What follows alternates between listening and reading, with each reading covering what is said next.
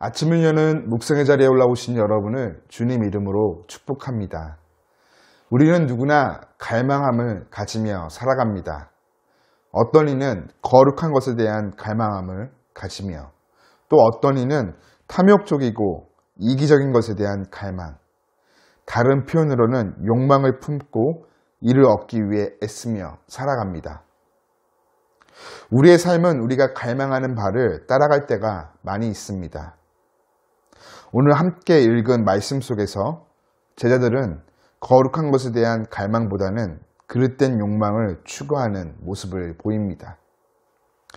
영광스러운 산 위의 경험을 뒤로하고 산 아래로 내려오신 예수님은 귀신에게 유린당하는 한 아이와 능력을 부여받았음에도 아이에게서 귀신을 쫓아내지 못하는 무능한 제자들을 맞닥뜨리십니다.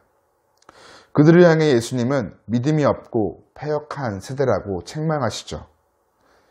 제자들 안에 있던 예수님에 대한 그릇된 이해가 무능하게 만드는 결과를 초래한 것입니다. 예수님께서는 더러운 귀신을 꾸짖으시며 아이를 낫게 하여 주십니다. 그러신 후 제자들에게 곧 다가올 자신의 죽음, 메시아의 사명에 대하여 알려주시며 주의 깊게 들을 것을 당부하시죠. 그러나 제자들은 성경에 기록하고 있듯 예수님의 이 말씀을 이해하지도 못하였고 또한 바라지도 않습니다. 제자들의 관심은 예수님께서 식민지의 압제를 종식시키고 자신들을 새로운 정권의 요직에 임명하시리라는 잘못된 기대에 취해 누가 큰 자인가에 대한 변론, 다른 표현으로는 권력 다툼에 쏠려 있었죠. 제자로서 해서는 안 될 행동이었습니다. 이뿐만 아니라 요한은 주의 이름이 자신들만의 이름인 것으로만 아는 착각과 오만에 빠져 있었습니다. 예수님을 스승으로 따르는 제자로서 이들은 주님의 뜻과 전혀 다른 마음을 품고 있었던 것입니다.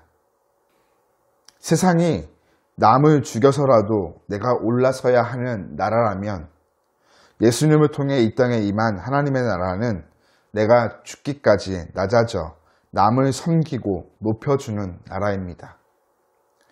제자들이 가지고 있던 예수님에 대한 그릇된 이해는 그들로 거룩한 갈망을 가지며 예수님의 뜻을 온전히 따르게 하기보다 그릇된 욕망을 품어 오만과 무지와 무법적인 태도로 나아가게 합니다.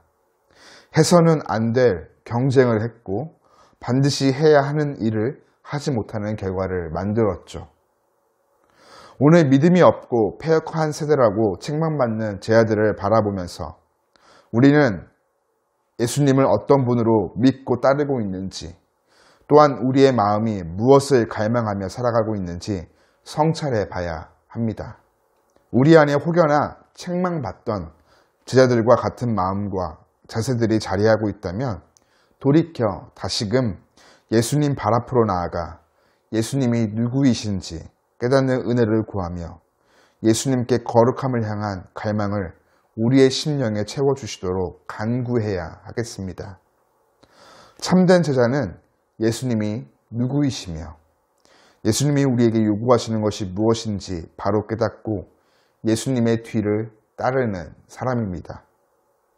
은혜로 허락하신 오늘 하루 성령 안에서 깊은 말씀 묵상과 또 간절한 기도를 통해서 예수님을 더 깊이 또 온전히 알아가며 예수님 안에서 거룩한 갈망을 심령에 채워 예수님 가신 길을 겸손히 따르는 저와 여러분이 되기를 주님의 이름으로 축복합니다.